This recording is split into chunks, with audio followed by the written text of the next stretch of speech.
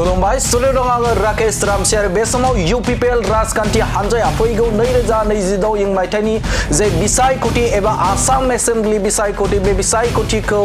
गोख्रों भाबै बाहागो लानो थाखाय थियारि जानायखौ नुनो मोन्दों। बे समाव UPPL राजखान्थि हानजानि गाहाय नेहाथारि बिथां राजु कुमार नार्जारी बिथाङा बुंथिदों जे बे समाव जेराव UPPL राजखान्थि हानजाखौ गोनांथि एबा UPPL राजखान्थि हानजाखौ लुबैयो दा बैफोर जायगाफोराव UPPL राजखान्थि हानजाया गोख्रोङै बाहागो लागोनखौ फोरमायथिदों बिथां राजु कुमार नार्जारी बिथाङा आरो फैबाय थानाय समाव UPPL राजखान्थि हानजाया मोनफ्रोमबो बियाबावनो बे समाव बिजाथि होनानै गोख्रों भाबै गेलेगोनखौ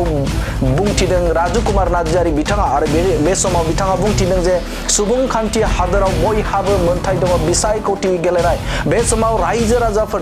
राजाफोरा जायखौ अनसायगोन रायजो राजाफोरा बे समाव भटखौ होगोन नाथाय बेखौ लानानै सोरबा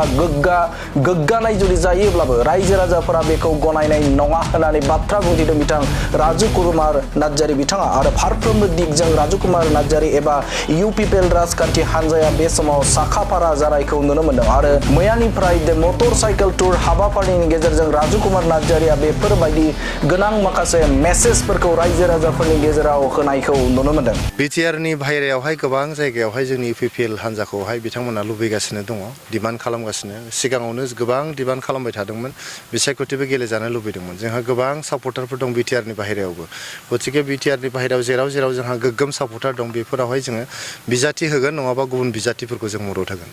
2026 मायथाइनि ML इलेक्सनाव UPPL हिसाबै सोरजोंबा इलेक्सना गेलेगोन नामा? बिसायख'थि गेलेनाया जाहैबाय बियो गणतन्त्रनि मोनसे फान्डामेन्टेल डिउटि जोङो जेब्लानाखि डेम'क्रेटिक कान्ट्रियाव थागोन बिसायख'थियाव भट होनाय आरो बिसायख'थि गेलेनाया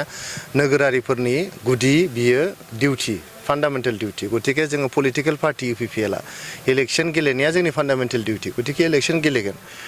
रायजो राजाया सोरनो भट होगोन सोरनो भट होआ बे रायजोफोरनि माने फान्डामेन्टेल राइट आरो फान्डामेन्टेल डिउटि गतिके सोरबाया दुगा जायोबा आं इलेक्सन गेलेबानो रायजोनि भट मोनगोन बा देरहागोन बा देरहाया सोरबाया देरहानाय नङा होननानै बुंनाया बियो रायजो राजाफोरनि जे गियान रायजो राजाफोरनि जे रोंगौथि बे जिनिसखौहाय रेजेक्ट खालामनाय बायदि जायो बेखौ माने इगनर खालामनाय बायदि जायो गतिके जोङो बिसायख'थिखौ गोग्गोम भाबै गेलेगोन आरो जोङो रायजो राजानि गोसोखौ जय खालामनो सेस्था खालामगोन नोंथांमोना मिथिगौ 2020 मायथाइनिफ्राय मोनफ्रोमबो बिसायख'थिखौ जों देरहाबोदों दासो खनसे BPFआ देरहादों बेखौ लानानै जोंहा जेबो गोसो बायनाय जोंहा गैया गतिके 2022 मायथाइयाव जों गोग्गोमै जोङो गेलेगोन आरो रायजो राजानि अनसायनाय रायजो राजानि गोसोखौ जों जय खालामनो हागोन होननानै आंहा जोबोद फोथायनाय दं। बबेबा दोलोजों एलायन्स जागोन नामा सार? बेफोरखौ सावरायबाय थादों एलायन्सनि मेटारखौहाय बेबायदि खौरां बिजोंनि गेजेरजों फोसावनायनि बाथ्रा दानो सम फैथ'वाखै जेब्लानो बेफोर एलायन्सफ्रा माने फार्म आप जागोन फाइनालाइज जागोन